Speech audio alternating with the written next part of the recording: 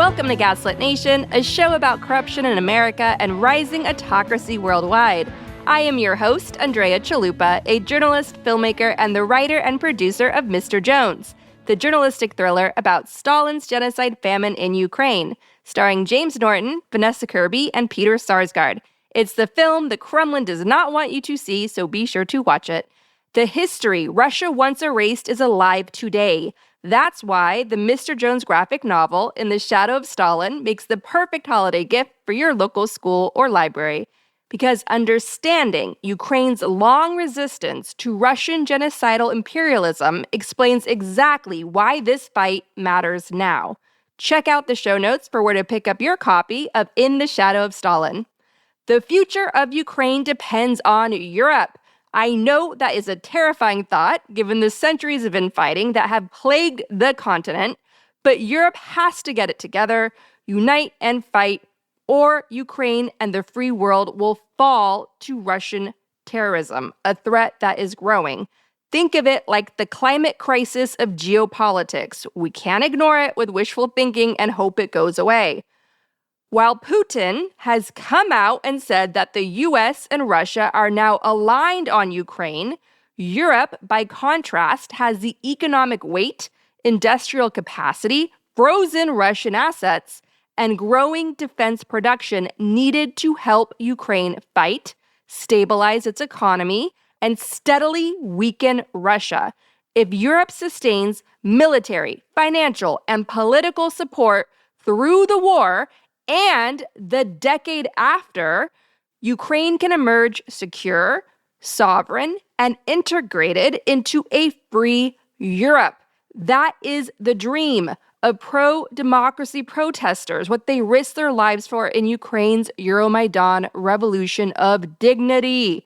If Europe does not unite and fight for Ukraine, if Russia, for instance, manages to help elect their allies with disinformation, social media campaigns, and so on, because remember, President Macron in France, he can't run again, and Le Pen's protege is surging, Russia will win not just territory, but the future balance of power on the continent. America, under Trump, has effectively fallen. Europe is not safe from the same fate of the US. Our window of time is limited. Take nothing we have right now in the world before us for granted. Use every single lever of power we have to force the Democrats, small d Democrats, in the global war of democracy versus fascism to wake up before it is too late. Take nothing for granted now. Joining us is Nobel Peace Prize laureate Oleksandra Matviichuk, a Ukrainian human rights lawyer and head of the Center for Civil Liberties, awarded the Nobel Prize in 2022 for documenting Russian war crimes and defending democracy. For over 2 decades, she has stood on the front lines of human rights in Ukraine. In this urgent conversation, she explains what world leaders and you, wherever you are, can do right now to help Ukraine in its darkest hour. We are so honored to have you here.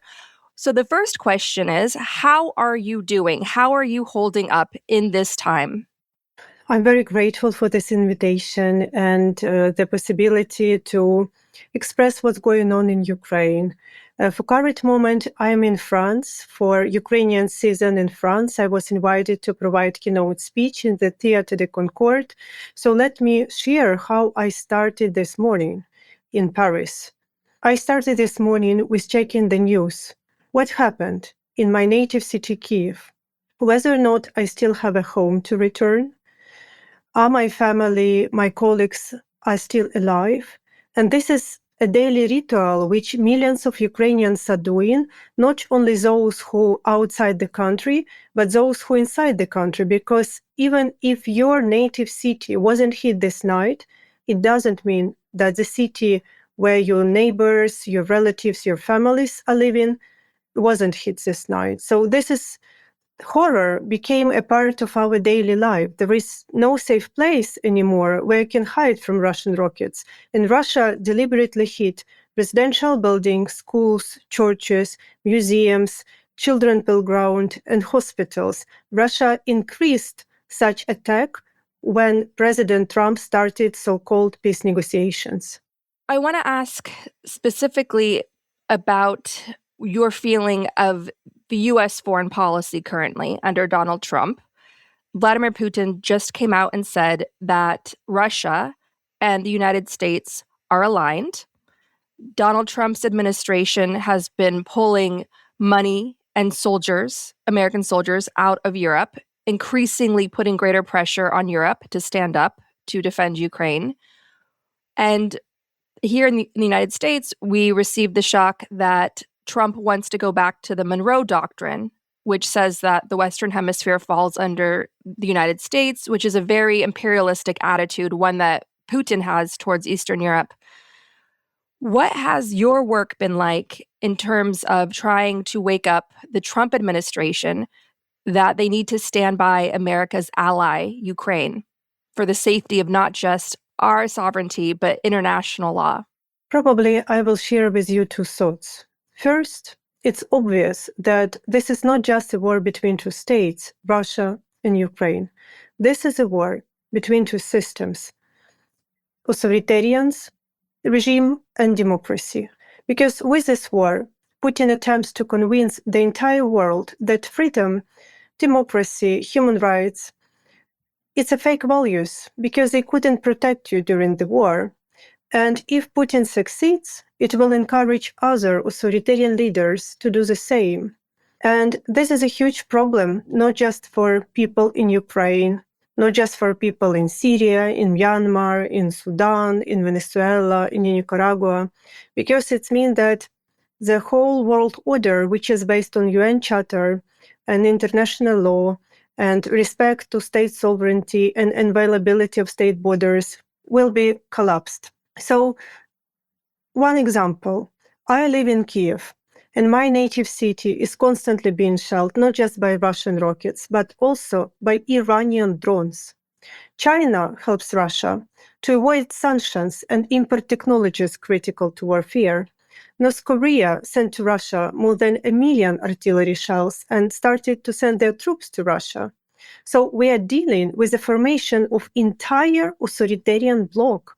And all these regimes, they have something in common. They have the same idea what a human being is. They denied people in their rights and freedom.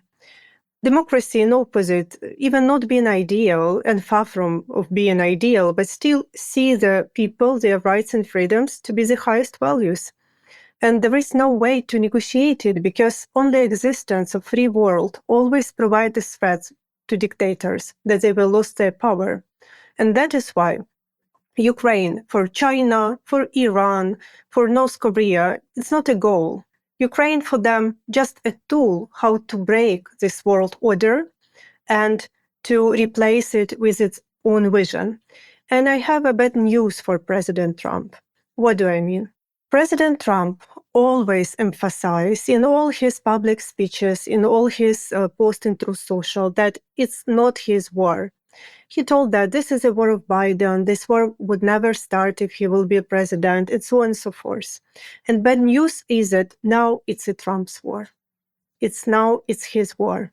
Because when he started this peace negotiation in Russia, multiple times just increasing attack to Ukrainian cities. And now we see how Putin is openly laughing for all attempts of President Trump to make peace. Now it's his war, because if he will not succeed to stop Putin in Ukraine, President Trump will remain in history as a weak president who is weaker than Putin. And this is ridiculous because Russian economy is a very bad shape and probably in the same size of one part of United States, for example, Texas. It will be ridiculous to be weaker than such country. Absolutely. And with more pressure falling on the Europeans, half of Europe was once under Russian occupation. The Iron Curtain once partitioned Europe. So many Europeans lived with Russian occupation, Soviet genocide. What is your message to them to step up and do more? Occupation just makes human suffering invisible. And occupation is not a peace, it's the same war, but just another form. And when we speak about Russian occupation, it's not just changing one state flag to another. Russian occupation means enforced disappearances, torture, rape, denial of your identity, forcible adoption of your own children, filtration camps, and mass graves. This is Russian occupation. But unfortunately, only a part of European Union understand it because had this dramatic history. So what's going on the ground? Putin started large-scale war, not just to occupy more part of Ukrainian land. It's a wishful thinking. It's very naive to think that Putin started large-scale war and lost hundreds of thousands of soldiers just to occupy Avdiivka, Bakhmut, or Pokrovsk. I'm sorry. It's important cities for Ukraine, but it's very tiny Ukrainian cities. It's not Paris, it's not Washington, it's not Geneva, it's not Berlin. Majority of Russians can't find these tiny Ukrainian cities and settlements in the map, so it's not the goal of Putin. He's not mad. Putin started large-scale war because he wants to occupy and destroy the whole Ukraine and move further. He sees Ukraine as a bridge to Europe. His logic is historical. He dreams about his legacy, and he wants to forcibly restore Russian Empire. And because we was a part of Russian Empire for 3 centuries, we know Russian language pretty well, and we can follow. They publicly discussing what the next country they plan to attack, Poland or Estonia. So this is what's going on. And my main message to people in European Union is that you are safe only because Ukrainians are still fighting and don't let the Russian army to move further. And that is why we have to rethink this support to Ukraine from European Union. Ukraine is not a beneficiary of European Union support. Ukraine is a provider of European Union security. Because if we not be able to stop Putin in Ukraine, he will go further and attack next European country. Absolutely. Anthony Beaver, one of the top historians, a British historian, one of the top experts on Russian military history, predicts that Russia will be invading the Baltics next. And I wanted to also point out that in 1956, protests led by workers and students in Hungary, Czechoslovakia, Poland, Romania, and so on shook the Iron Curtain. And their protest slogan, their rallying cry for freedom was "Wake up." And I feel like we need to bring that back today to Europe. Wake up. And so I wanted to ask you the painful question about the kidnapped children. And one of our Gaslit Nation listeners wanted to ask you, how do we know how many children, the accurate number? Because in the fog of war and the lack of access, obviously, what do you believe is the most accurate estimate of how many children were kidnapped by Russia? And what exists today to track those children to try to rescue them and bring them home?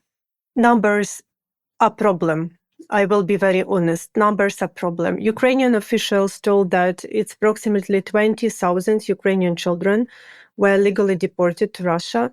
But when we take the research of humanitarian lab of Yale University, they told about 35,000 of children. So even more than Ukrainian officials are speaking about. So we don't know the number. We only know that it's a large scale and systematic practice. And that is why International Criminal Court issued arrest warrants against Vladimir Putin and his child commissioner Maria Lvova-Belova for illegal kidnapping of Ukrainian children in a large amount.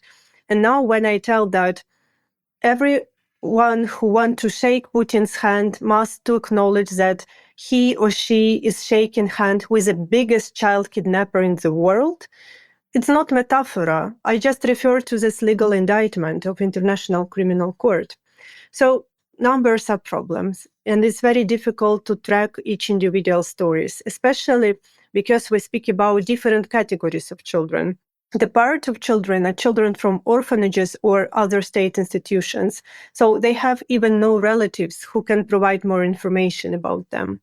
Another categories of children is children whose parents were killed by Russians deliberately. And then after killing their parents, they just kidnapped them and transferred them to Russia. But still, this group, when we speak about children whose parents were killed, they have relatives. They have members of the family. They are friends of the family who want to return them home and struggling to return them home. And third categories is children whose parents were arrested by Russians. So they are alive. They're in Russian prison under torture and sexual abuse almost daily. But even those children are supposed to be adopted by Russian families because this policy of Russia is genocidal. They want to bring up all Ukrainian children as Russians. And because it's very easy to destroy children identity, so they put so much pressure to this. And this a problem for any sides because Russian legislation provides an opportunity to change the date of birth, the name of child, the place of birth. So when we speak about small kid, like 2 or 3 years old, even when their parents will survive and will be released from Russian prisons, how their parents can find them? Russia is very big. And just in a couple of months or years, it can happen that the small kid will forget their real name and who he or she are. And what is not visible for international community, this aspect.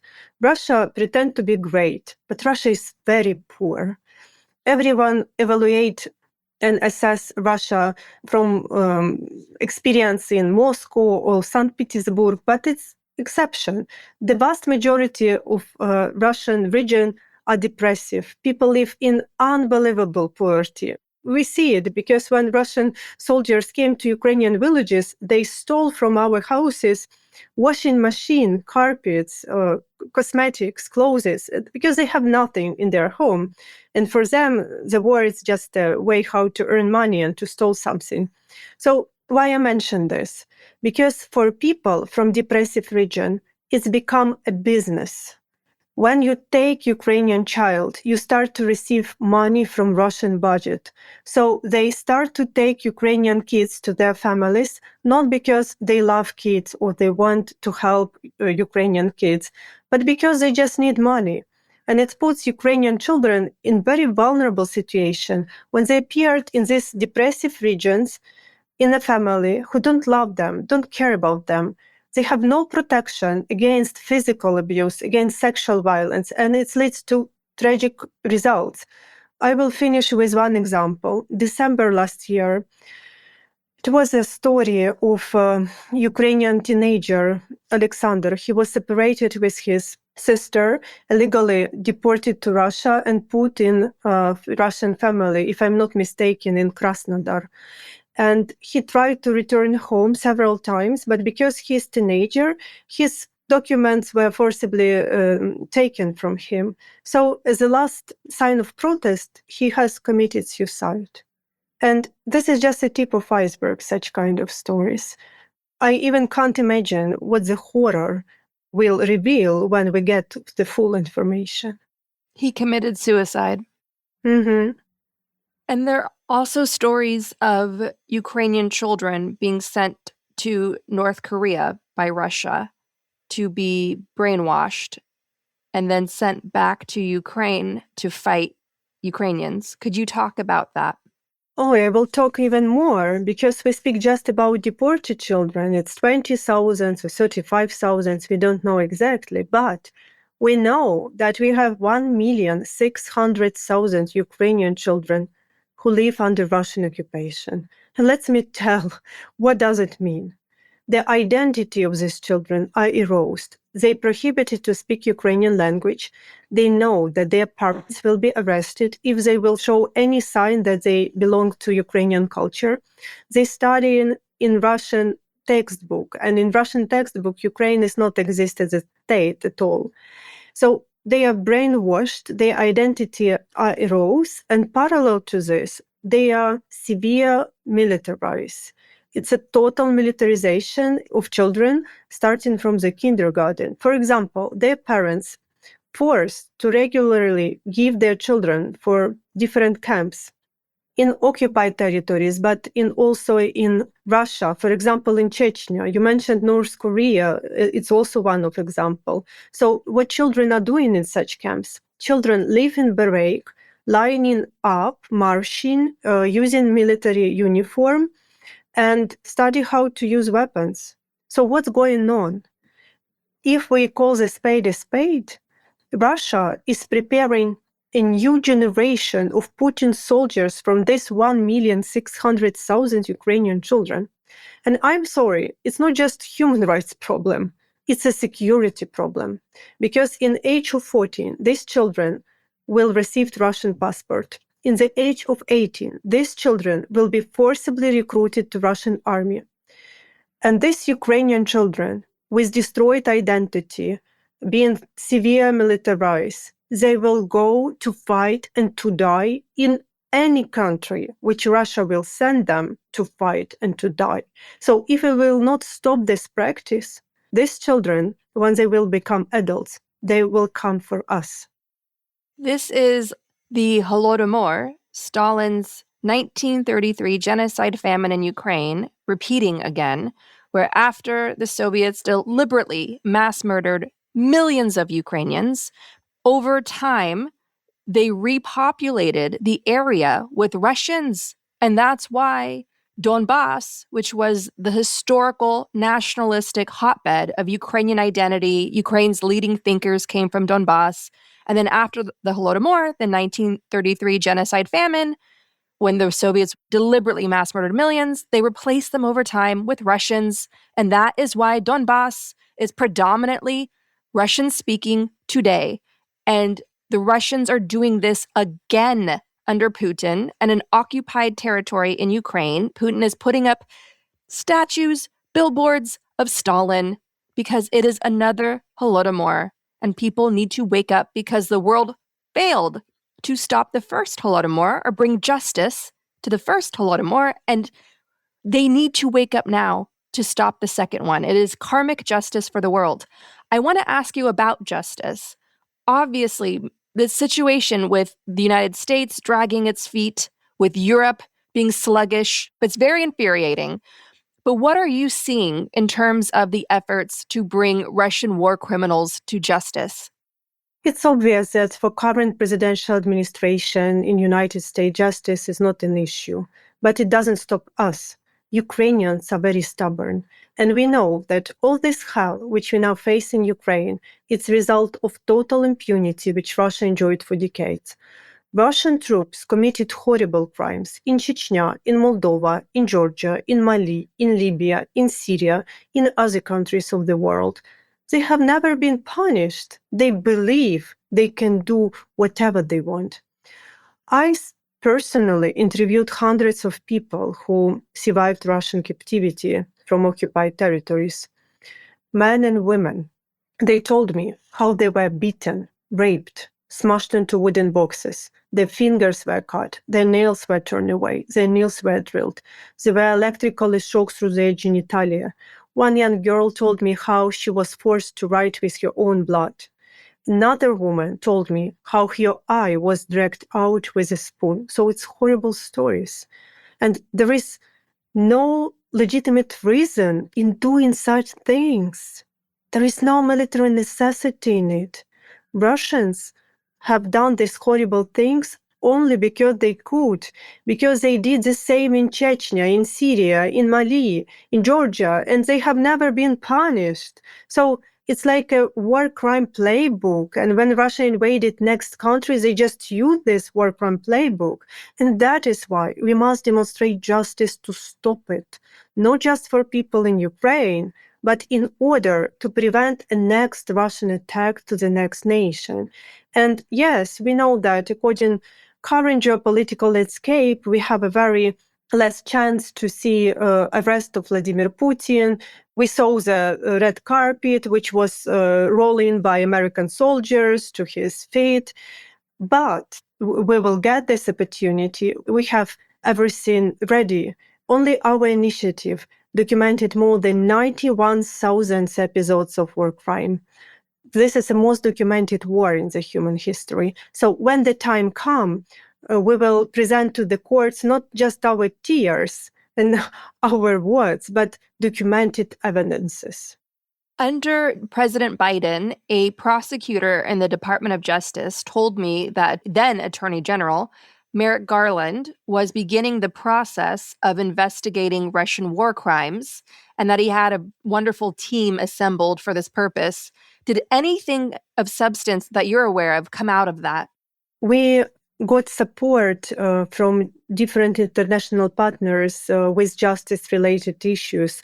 For example, previously, United States financed the group of advisory consultants. It's top-level lawyers and legal professionals who provide support with their advice and with legal strategies, and we are grateful. But what the problem is for current moment, Ukrainian Office of General Prosecutor documented more than 190,000 criminal proceedings.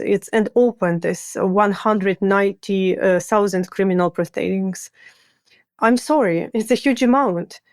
Even the best national legal systems can't effectively investigate 190,000 criminal proceedings during the war. And Ukraine doesn't have the best national system. So advice and consultants, it's not solved this problem. Because if you have a car without petrol, even if you hire Schumacher to be your driver, this car will not move because the car lacks petrol. And now we have a situation that each Ukrainian prosecutor, each Ukrainian detective have to investigate in parallel 2,000 cases. Not 2 cases, not 20 cases, but 2,000 cases. And it's enormous burden. And our prosecutors, they're human. They're not Batman. They also need to sleep, to spend some time at least with family at home. So it's not possible. We need working hands on the ground. And that is why we, being Ukrainian human rights lawyers, we are thinking how to ingrain this international support into level of real investigation and justice. This is our task. And when you ask me why we're thinking about this complex justice architecture, because we work with people affected by this war directly. These people went through hell, and they need to restore not just their broken lives, broken families, broken vision of the future, but also their broken belief that justice is possible even though delayed in time. While this war turns people into the numbers, what we are literally doing, we are returning people their names, because people are not numbers. They're numbers only for Russia, for China, for Iran, for North Korea, for democratic countries. Every life matters. People are not numbers. We must provide a chance for justice for them. There was a brilliant Oleg Sentsov play. The name of the play escapes me. It may even be called Numbers. But so Oleg Sentsov is a brilliant filmmaker. He had a rising career as a filmmaker in Crimea, and then he was kidnapped with Russia's invasion of Crimea because he was also an activist with Euromaidan, Ukraine's Revolution of Dignity, and he spent many years in a Siberian prison inside Russia, where anytime he had to appear in court, he would stand up strong and speak out against the tyranny of the Russian regime, and was incredibly inspiring. And we were part of so many human rights campaigns. I was working with other filmmakers, Agnieszka Holland, all over the world. We did a whole red carpet flash mob for him at the world premiere of Mr. Jones at the Berlin Film Festival. And I bring him up because as you were speaking, talking about how all these dictatorships see us as numbers, Oleg Sentsov's play was a story of a dictatorship where people are numbers, but then a baby is born and they're given a name, and it's just an incredible story. And people that do not have any direct experience with dictatorship, they don't understand that. They don't understand that concept. So it's important for the human rights activists like you and the artists like Oleg Sentsov to wake up the world and say, they see us as numbers, as disposable. Like Stalin had a famous saying about that, saying like one death a tragedy, millions, it's just a statistic. And that is how they see us. So the world needs to wake up. And I want to ask you, after the Holocaust, there were groups of people that would hunt down the Nazis. We call them, of course, Nazi hunters.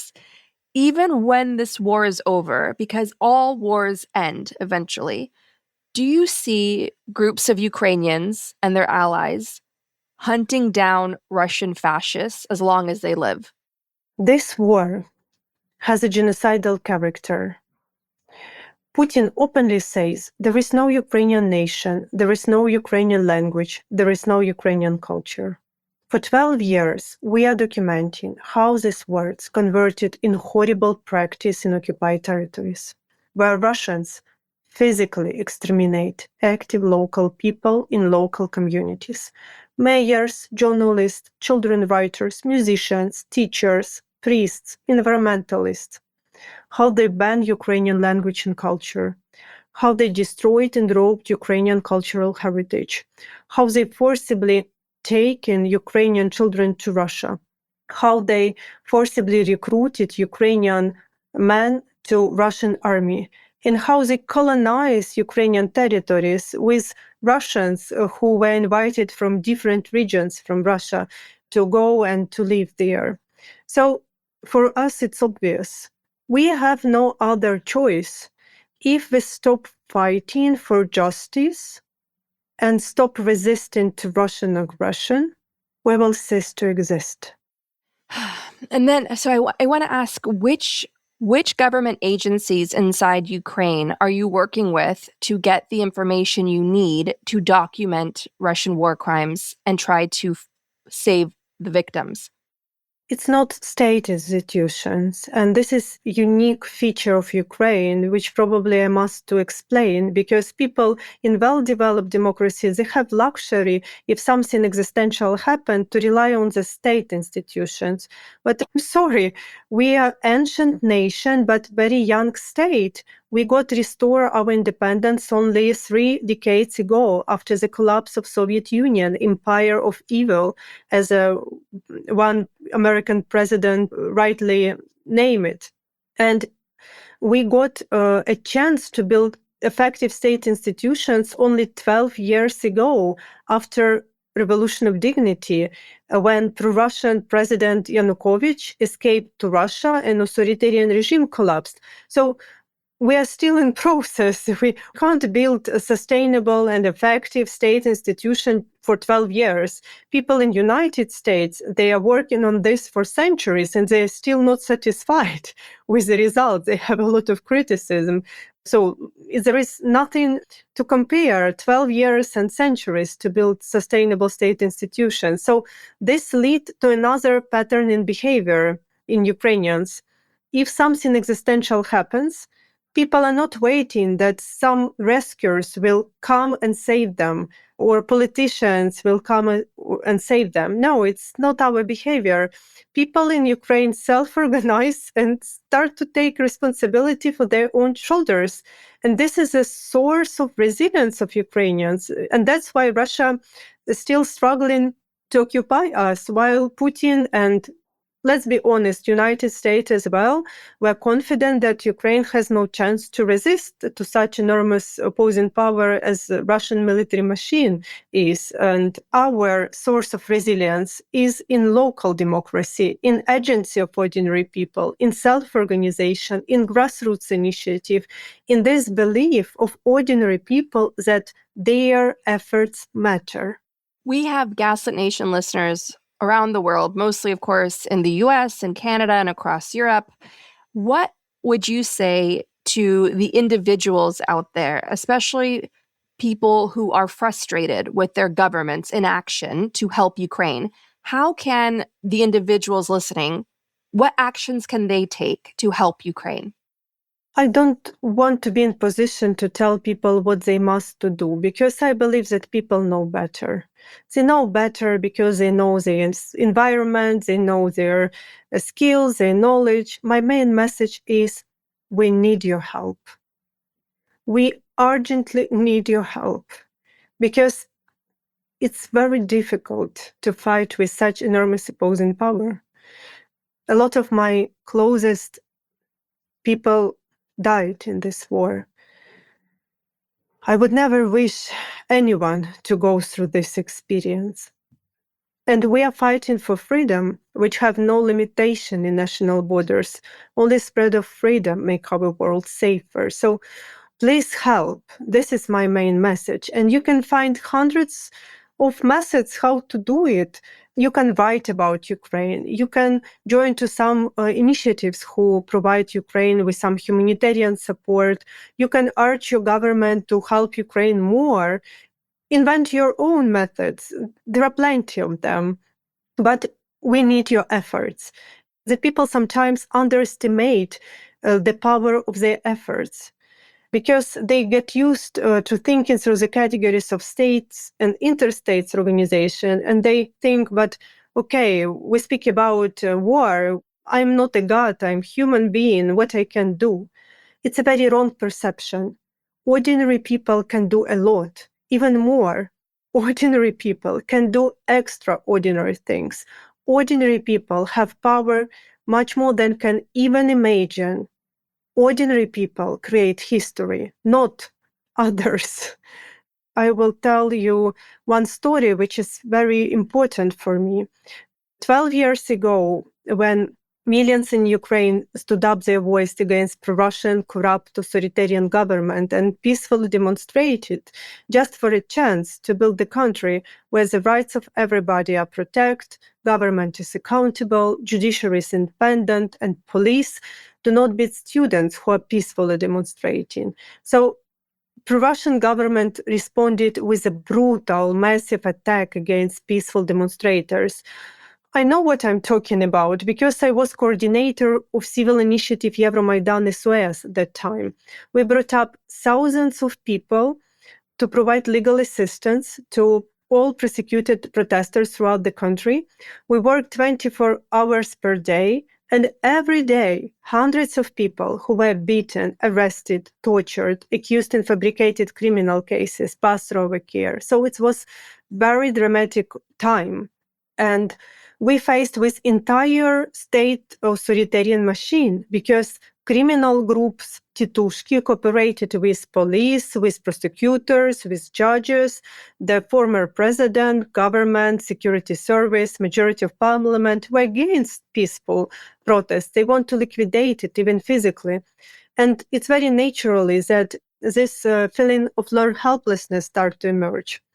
And in order to help people in Ukraine to overcome this learned helplessness, Ukrainian artists made a beautiful series of different posters. And one of poster, it was poster of a drop with the title, "We are drop in the ocean," which means, yes, we are human. We are not God.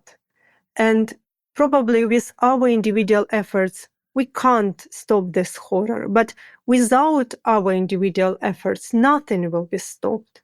And even deeply, we can go with this sentence. Yes, we are human, we are not God. And our individual efforts modest, but together we are ocean. Together we can change this reality. Absolutely. And I wanted to ask, which countries across Europe do you feel are the strongest allies of Ukraine, not just releasing statements, but with action? Probably I will tell not about countries and their leadership. I will tell about people, because I know that people in United States support Ukrainian fight for freedom in a high percentage. I saw the social survey. They are on the right side of the history, the same as people in Canada. So they are with us in our struggle for freedom and human dignity. And we are very grateful for people in United States, in France, in Germany, in Japan, in Australia, in New Zealand, in South Korea, in all other countries who support us. I was in Brazil, I was in South Africa, I was in other countries in different continents. I always faced very warm welcome because when you tell what's going on, not with the geopolitical arguments, but with the stories, with the real human stories which you are documenting, these stories is very understandable for all people, regardless their citizenship, their religion, their political views. their ideology, their color of the skin, and so on and so forth, because first and foremost, we are all humans. And only when we support each other, only in that moment, we are acutely aware what does it mean to be human. And final question, how do you, given all that you have endured, the loss, the grief, how do you continue? Like, what helps you keep going, especially to confront these horrors, the documentation, the photographs, the videos? What is helping you? Not easy question, frankly speaking, because I'm a human being. And sometimes I feel frustrated and broken because being a professional human rights lawyer, I have no legal tools how to stop these atrocities. And when you speak with the next survivor of sexual violence in this horrible Russian prison, you know that the same horror and sexual violence are going on in more than 150 places of detention which you identified. And for sure, it's very difficult to be human rights lawyers without any legal tools how to protect people. But let me express what keep all of us going with one story. I interviewed a professor of philosophy, scientist Igor Kozlovsky. He is from Donetsk, and he was illegally arrested in his native town, and he spent 700 days in Russian captivity. Before, I interviewed hundreds of people. They told me horrible stories, so it was little that could surprise me. But Professor Kozlovsky mentioned a detail which was insignificant for the evidence base, but this detail strikes me. He described how he was kept in solitary confinement in tiny cell with no window, no cell, no fresh air. It was a basement, and he don't know, is it the night or is it the day? The cell was purely ventilated. It was difficult for him even to breathe. Sewage flows on the dirty floor, and through the opening of this sewage, rats were crawling down. And this detail, which impressed me, this well-known professor in my country told me how he gave lectures on philosophy to these rats just to hear a sound of human voice, because he was kept alone for months and months. And legally, Igor Kozlovsky is victim because he was abducted, illegally detained, and kept in unhuman conditions. He was tortured so severely that he had to learn how to walk again. But he told me that all his experience, it's not a reason for him to treat himself and experience himself as a victim, because the basis of our existence is dignity, not victimhood. And dignity is action. We are not hostages of the circumstances. We are participants of this historical process. And dignity provides us bravery and strength to continue our fight, even in unbearable conditions. You are a hero, not just for Ukraine, but for the world. Thank you for all that you do, and Slava Ukraini. Героям слава. Our discussion continues, and you can get access to that by signing up at the Truth Teller level or higher on Patreon. Discounted annual memberships are available, and you can give the gift of membership. Get bonus shows, invites to exclusive events, all our shows ad-free, and more at patreon.com/gaslit. That's patreon.com/gaslit. Thank you to everyone who supports the show. To help Ukraine with urgently needed humanitarian aid, join me in donating to Razom for Ukraine at razomforukraine.org. To support refugees in conflict zones, donate to Doctors Without Borders at doctorswithoutborders.org. And to protect critically endangered orangutans already under pressure from the palm oil industry, donate to the Orangutan Project at theorangutanproject.org. And check your products for palm oil because it's everywhere. Gaslit Nation is produced by Andrea Chalupa. Our associate producer is Carlin Daigle. And our founding production manager is Nicholas Torres. If you like what we do, please leave us a review on iTunes. It helps us reach more listeners. Original music in Gaslit Nation is produced by David Whitehead. Martin Vissenberg, Nick Barr, Damian Arriaga, and Carlin Daigle. Our logo design was generously donated by Hamish Smythe of the New York-based firm Order. Thank you so much, Hamish. Gaslit Nation would like to thank our supporters at the producer level on Patreon and higher: Jans Alstrup Rasmussen, Katie Masuris, Ann Bertino, David East, Dawn Rossiter, Deborah Schiff, Diana Gallagher, D.L. Singfield, Ice Bear is Defiant, James D. Leonard, Jared Lombardo, Joe Darcy, Kevin Gannon, Kristen Custer, Larry Gasson, Leah Campbell, Leo Chalupa, Lily Wachowski, Marcus J. Trent, Mark, Nicole Spear, Randall Brewer, Sherry Escobar, Todd, Dan, Milo, and Cubby. Work for Better, Prep for Trouble.